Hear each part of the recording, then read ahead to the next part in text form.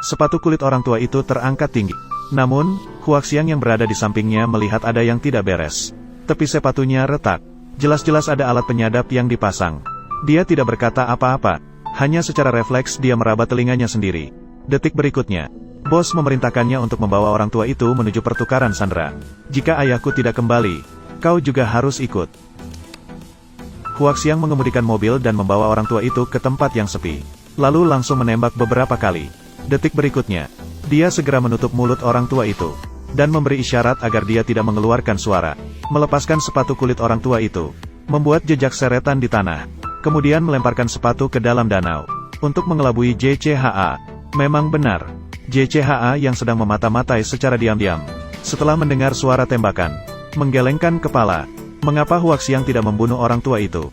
Karena dia masih memiliki nilai yang bisa dimanfaatkan. Beberapa hari yang lalu, Huaxiang dan bos membawa permen untuk bertransaksi. Untuk berhati-hati, dia memilih bersembunyi di klinik gigi. Namun tetap terdeteksi oleh pihak JCHA. Setelah pertempuran sengit, bos malang tertembak dan meninggal. Huaxiang terpaksa bersembunyi di toilet, menghancurkan barang. Namun dia masih menyimpan kartu truf, menyembunyikan barang di langit-langit. Sebelum pergi, dia menculik putri dokter gigi sebagai sandera. Dokter gigi berusaha menyelamatkan putrinya. Hanya bisa pergi sendirian ke markas Huaxiang. Huaxiang meminta orang tua itu menemukan barang di langit-langit. Orang tua yang baru akan pergi untuk menukar barang dengan putrinya. Namun dia ditangkap oleh polisi yang sedang berjaga di sini. Orang tua itu juga dihukum karena tindak pidana pengangkutan barang terlarang. Dihukum 10 tahun penjara. Putrinya hanya bisa tinggal sendirian di samping Huaxiang. Gadis itu sangat bijaksana, karena dia tahu, sebenarnya Huaxiang tidak jahat.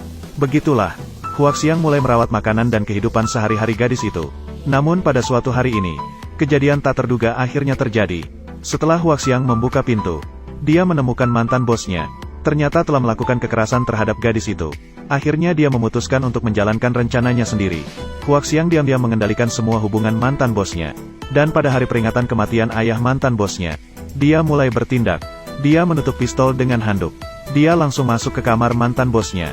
Sebelum mantan bosnya bisa bereaksi, Huaxiang menembak mati mantan bosnya dengan satu tembakan. Kemudian, dia mulai membantai mantan anggota tim mantan bosnya. Setelah mantan bosnya mati, Huaxiang berhasil mengambil alih posisi kepala geng, menjadi bos geng yang dominan. Gadis kecil itu juga berubah, menjadi wanita bos geng, menemani Huaxiang di setiap langkahnya. 10 tahun telah berlalu, putrinya membawa Huaxiang ke depan penjara, siap untuk menjemput ayahnya pulang. Ketika sang ayah melihat putrinya, ternyata bersama Huaxiang, dia benar-benar hancur. Dia tidak mengerti mengapa putrinya bersama dengan Huaxiang. Namun putrinya berkata, sekarang dia sangat bahagia. Dia akan berusaha membuatnya menjadi orang yang baik. Ayah tidak mengerti jalan pikiran putrinya. Namun sekarang dia tidak bisa menghentikan putrinya. Ayah dan putrinya berpisah dengan tidak menyenangkan. Di sisi lain, di bawah pengaruh gadis itu, Huaxiang mendirikan sekolah. Gadis itu menjadi seorang guru. Namun pada hari itu, kecelakaan terjadi.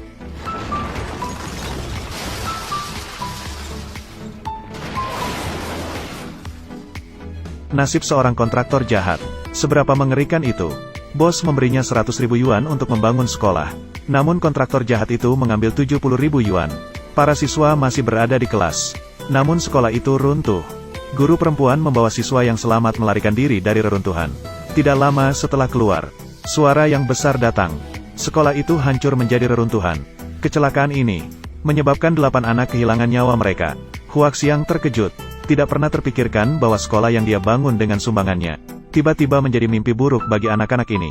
Dia memberi instruksi kepada dokter, berusaha sekuat tenaga menyelamatkan anak-anak yang terluka. Dia membayar semua biaya pengobatan, kemudian pergi dengan mobilnya.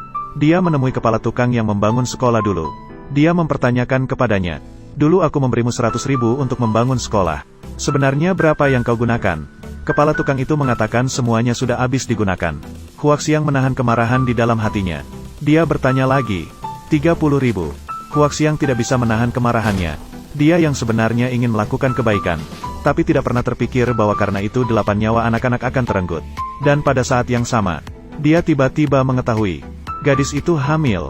Untuk menebus dosa, juga untuk anak yang belum lahir, dia memutuskan untuk pensiun dari dunia kriminal, mengakhiri kejahatannya. Tapi sebagai pemimpin yang dominan, keinginan untuk pensiun tidak semudah itu.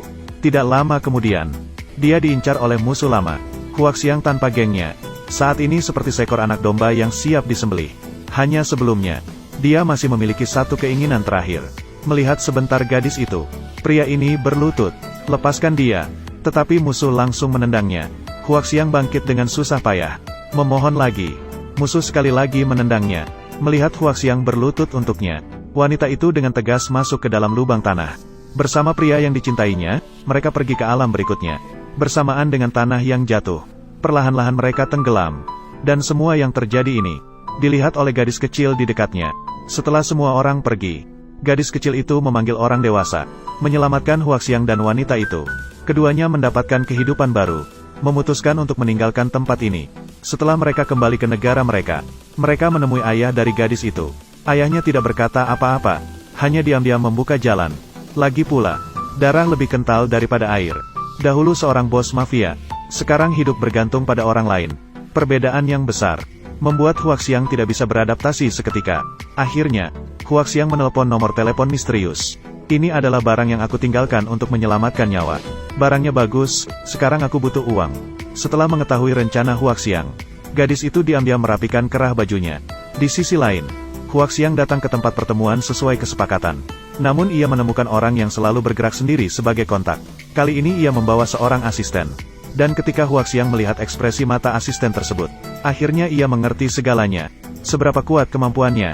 Gadis itu hanya karena mengatakan satu kalimat kepada orang itu. Apakah di rumahmu ada tikus? Dia dengan persepsi yang sangat kuat. Untuk menghindari pengungkapan keberadaannya, ia bahkan mengurung gadis itu di kamar mandi. Kemudian ia membungkus mulut dan hidung gadis itu dengan plastik wrap. Melakukan kejahatan yang kejam padanya. Dia dipanggil Kun Ge. Selama ini ia berbisnis barang haram di Myanmar. Pada hari ini, dia menerima telepon misterius. Pihak telepon mengklaim ada barang bagus yang perlu segera dijual. Setelah menentukan lokasi transaksi dengan baik. Namun, dia ditangkap oleh polisi saat itu juga. Agar dapat mengungkap dalang di baliknya, pihak polisi segera mengambil tindakan. Namun, dalang tersebut terus mengubah lokasi transaksi. Pihak polisi tidak punya waktu untuk merencanakan langkah selanjutnya. Tanpa pilihan lain, seorang polisi berperan sebagai asisten. Tiba di lokasi transaksi. Melihat pria yang selalu sendiri itu. Namun, kali ini dia membawa anak buah. Huaxiang tidak bisa menahan kecurigaannya. Asisten membuka koper. Huaxiang mengangguk melihat uang di dalamnya. Kuntong baru saja ingin memeriksa barang. Namun, Huaxiang menahan Kuntong dengan keras. Aku tidak akan melakukannya lagi. Bisakah kau memberikan kesempatan kedua?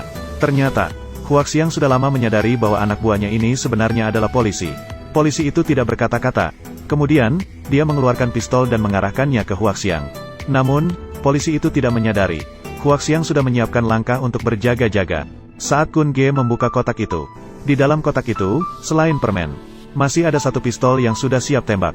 Tanpa ragu sedikit pun, Kakak Kun mengeluarkan senjata dan menembak mati lawannya. Melihat jatuhnya lawan di tanah, ada kilatan dingin di wajah Huaxiang. Dia mengambil uang dan bersiap pergi. Orang bisa pergi, tapi uang harus ditinggalkan. Kemudian Kun Ge mengangkat pistolnya dan mengarahkannya pada Huaxiang. Dia langsung menarik pelatuknya. Tapi dia tidak menyadari bahwa pistol saat ini tidak ada pelurunya sama sekali.